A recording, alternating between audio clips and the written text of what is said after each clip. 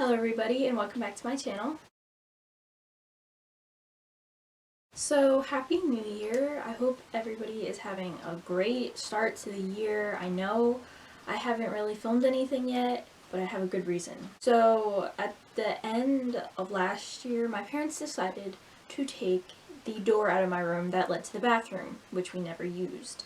So they're still working on the bathroom, but now I have a wall, but there's more. After the wall was put in, I decided to repaint my room. So it's been a process. I have a lot of stuff in my room, so it took like 2 weeks to paint.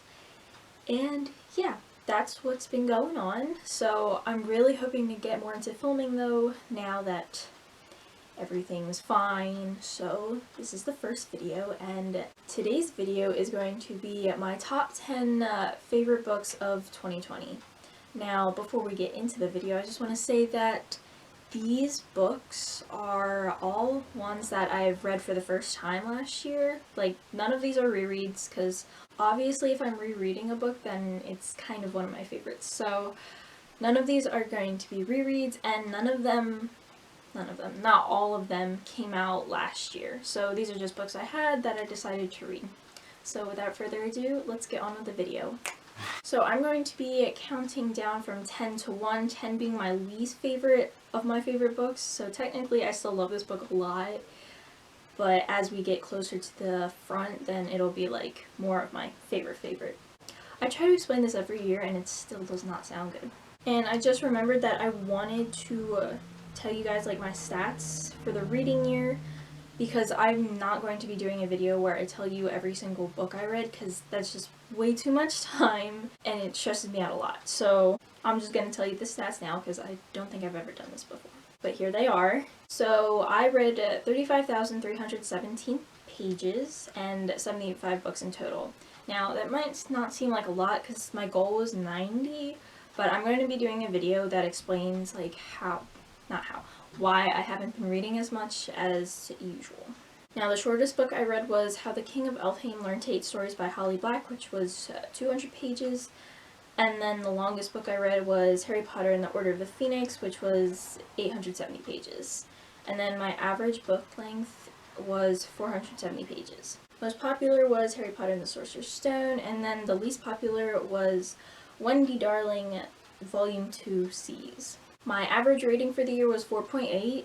I don't really look at this as any indication of if my year was good or not, because I tend to rate books higher than I probably should. I mean, I enjoy them, but I feel so bad if I dock a star if I, like, don't hate it. And then the highest rated on Goodreads was Harry Potter and the Deathly Hallows.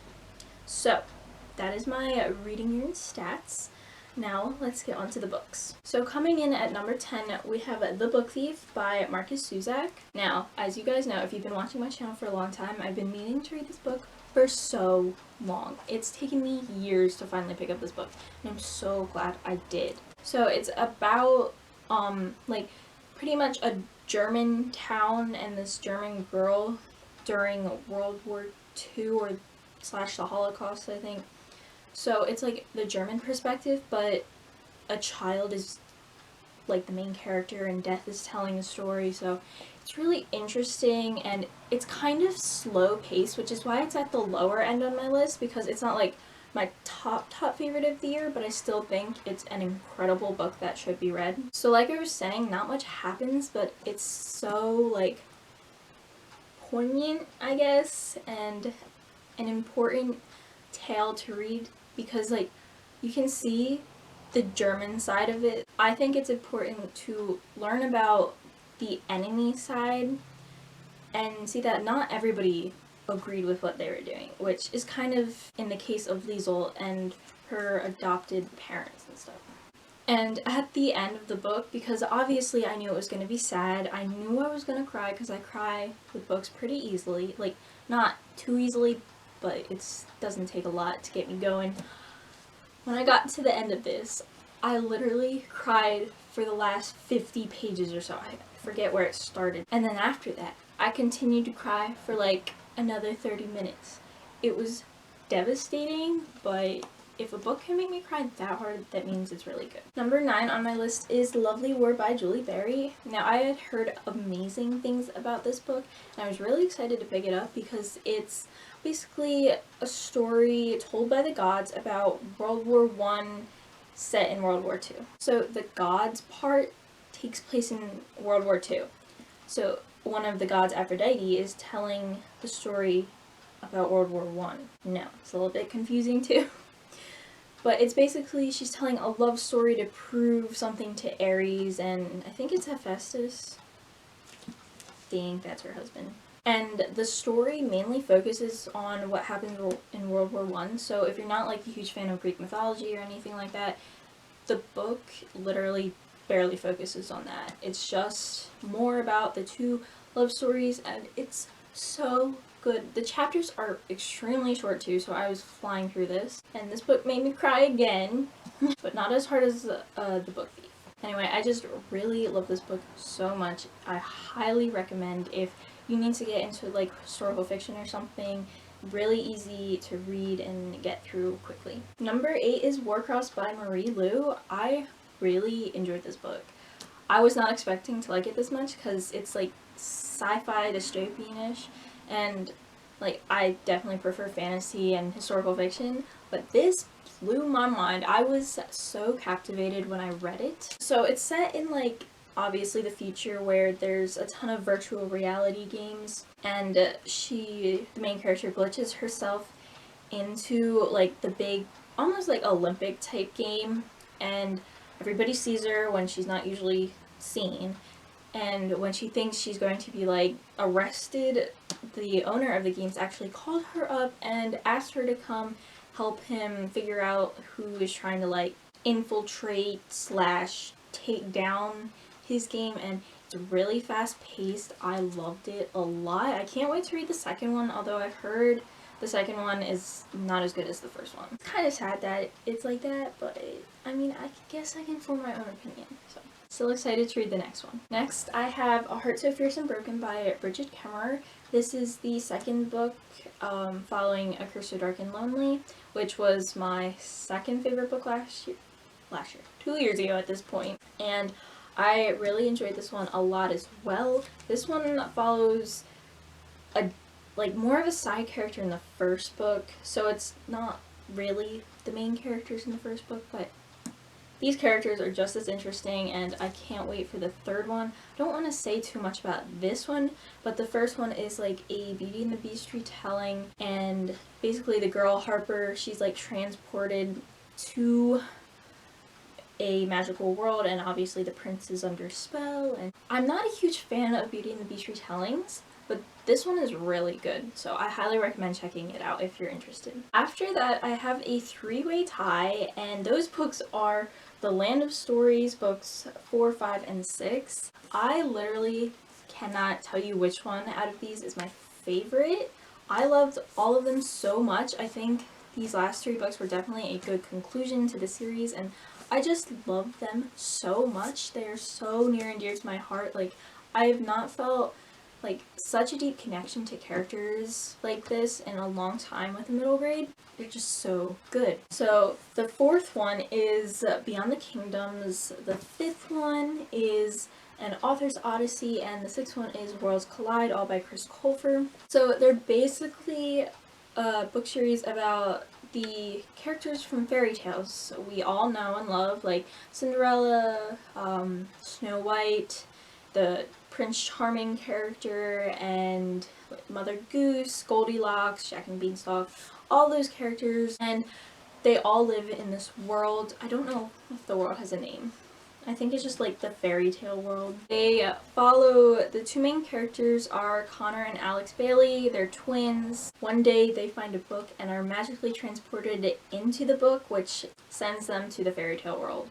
And the first 2 books aren't really part of like the overarching main plot in the series, because I think the author wasn't really expecting to write that many books, so they're not as connecting to these books, but they're still good, and I highly recommend like reading through the whole series because it's so good. And as it goes on, it just gets better and better. So in the fourth one, they're like transported to different storybooks. So like The Wizard of Oz, Alice in Wonderland, it looks like The Sword in the Stone. It's been a while since I read this. And then the fifth book, they're basically taking characters out of Connor's stories, and then the sixth book is where everything goes down. So I loved all these books so much. Like I keep saying, they're so good and pure, and these characters, I love them. They're hilarious. Like the fairy tale characters you'd expect. What's his name? Robin Hood. When you get to him, all of his sentences are in capital letters because all he does is shout, and it's so funny. So definitely a twist on the original fairy tales and who they end up with, but like I keep saying, I highly recommend you read these. I cried in this one because it was the ending, and it was so sad, but it was so happy at the same time. Coming in at number 5, we have The Queen of Nothing by Holly Black. It feels like so long ago I read this book. I can't believe I just read it last year. It's been so long. But this is the third and final, not really final, but this is the third book in the Cruel Prince series. And obviously I'm not going to tell you about this one, but I will tell you about the Cruel Prince. So the Cruel Prince basically follows Jude and her, mainly her, but she was taken by her father's killer to the land of fairy where he raised her and her siblings. So there's like complicated relationship there, and it's basically just her like managing the politics of the fairy world, and like, I don't know politics, but like just trying to be the best she can be in a world that doesn't want her. So that is a really good selling point right there. So anyway, I love The Queen of Nothing so much more than the first two. I'd say my least favorite is The Wicked King. So I like The Cruel Prince. Wicked King was good, but not my favorite. But this one blew me away, and I'm so happy I read it, and I painted the pages gold because I liked it so much. I painted a few other ones too, so I don't know if you see them or not, but all the ones that have painted edges, I did that. Next is The Beautiful by Renee Audier. I love this book so much, like I keep saying with all of them, but I really did love this one a lot. It takes place New Orleans, I don't know. There's so many ways to pronounce that. But it takes place there in the 1800s maybe? I'm not sure, but definitely back in the past. And it follows this girl Celine who is going there to make her way in life. I don't want to give too much away because like some of that stuff is spoilers, but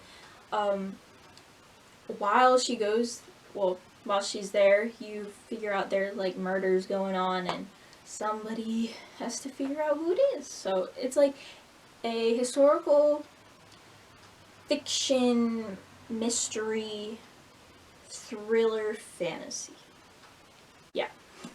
And I honestly love those types of books so much. So obviously this was high on my list. I also like the second book, The Damned, a lot too, but just not as much as this one. Okay, now we are going to be talking about my favorite 3 books of the year. This is the big reveal. I try not to say too much about this throughout the year because I always want this to be a surprise. But let's just do it. So my third favorite book of the year is All the Stars and Teeth by Adeline Grace. I love this book so much. I think I talked about this book quite a bit last year, and I think I mentioned this was my like favorite book during the mid-year tag, I think. But after some reconsideration, I realized one of the books I had previously read sort of topped this because I kept thinking about it. So I still love this one a lot, but I think that one I like a little bit more. But anyway, I forget my summary that I always used on this one because it's been a while again. But basically it's this girl who has these powers, and something goes wrong on her like demonstration night to become like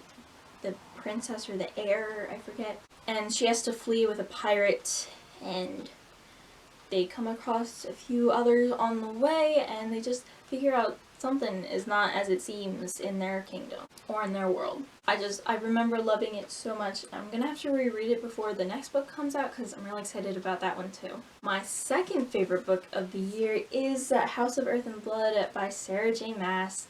this was the one that I was going back and forth with all the stars and teeth on. Then I just decided that I remembered this story more and the characters more, like, to this day. I remember what went down in here while I'm starting to forget what went down in all the stars and teeth. So obviously everybody was talking about this book last year and it took the book world by storm. So it's about Bryce, who is called to help investigate these murders. I don't want to say like more than that because I didn't read the synopsis before I started it and I was really surprised by what happened in the first few pages, so I feel like if you go into it not knowing that much, you're gonna have a better time reading it. So there's a whole lot more than just that, but if that sounds interesting, highly recommend. I love how there were so many different mythical creatures and stuff, like all living in like a normal city.